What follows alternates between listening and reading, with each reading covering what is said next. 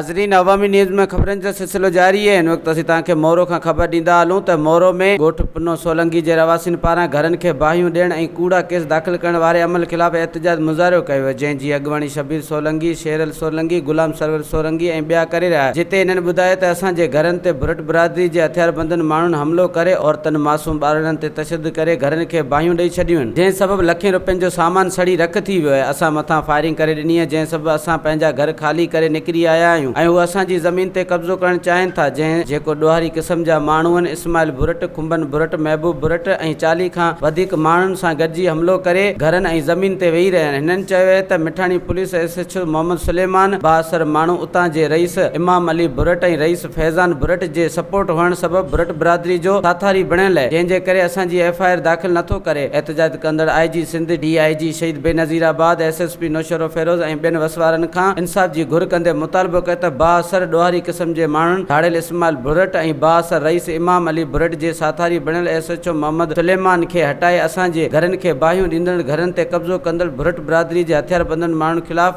FIR दाख़िल करे असां सां इंसाफ़ कयो वञे। वधीक ख़बरनि ऐं तफ़सील जे लाइ विज़िट कयो असांजी वेबसाइट awamiNewsHD.com ऐं ॾिसंदा रहो अवामी न्यूज़ HD।